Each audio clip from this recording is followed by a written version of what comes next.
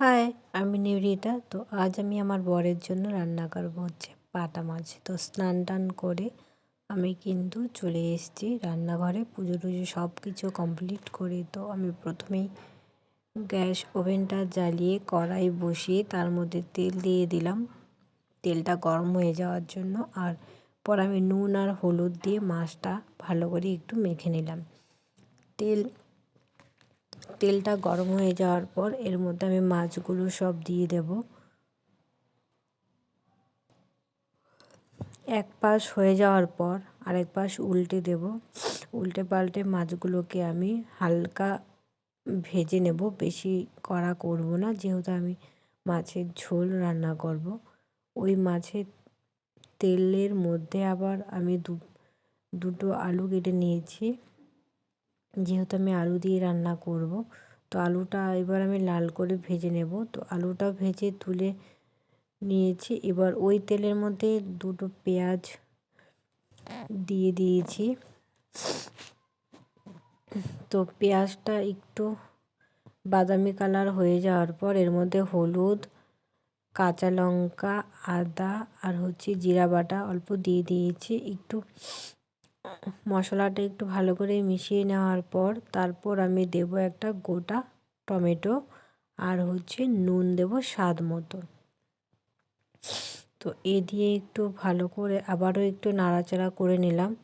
বেশ কিছুক্ষণ নাড়াচাড়া করার পর তারপর আমি হালকা জল দেব। জল দিয়ে হালকা মশলাটাকে একটু কষাবো যতক্ষণ পর্যন্ত টমেটোটা সেদ্ধ না হয়। তো জল দিয়ে তার মধ্যে আমি আবার আলু দিয়ে দিলাম, ভেজে রাখা আলুগুলো। তো এগুলো দিয়ে দিলাম। তো দেখো বেশ মশলাটা আমার কষানো হয়ে গেছে, তোমরা দেখে বুঝতেই পারছো। মশলা থেকে যখন তেল বেরোবে, টমেটোটা পুরো গলে যাবে, এখন দেখে বুঝতেই পারছো সবাই যে মশলাটা আমার কষানো হয়ে গেছে, এর মধ্যে আলুটাও সেদ্ধ হয়ে গেছে। এখন আমি দিয়ে দেব জল,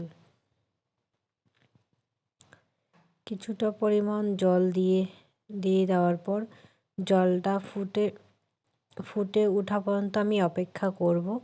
তো জলটা ফুটে ওঠার পর আমি যে মাছগুলো ভেজে রেখেছিলাম, এই মাছগুলো এবার আমি এর মধ্যে দিয়ে দেব।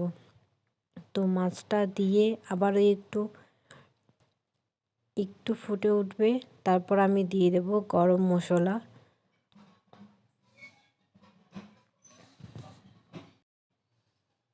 তো গরম মশলা দিয়ে আবারও একটু নেড়ে চেড়ে দেখবো, আর নুনের ব্যালেন্সটা সব ঠিকঠাক আছে কিনা একটু চেক করে দেখব।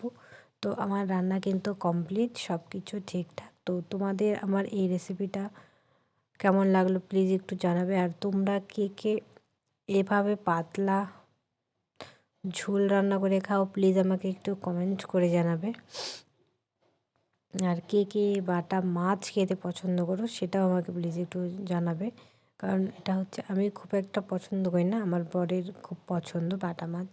আর তার সাথে খাওয়ার জন্য দুটো শসাও কেটে নিয়েছিলাম। আর দেখো জাস্ট কাঁচা লঙ্কা দিয়ে রান্না করছি, তারপরেও এত সুন্দর কালার। তো টাটা, নেক্সট দেখা হচ্ছে অন্য কোনো ভিডিওতে।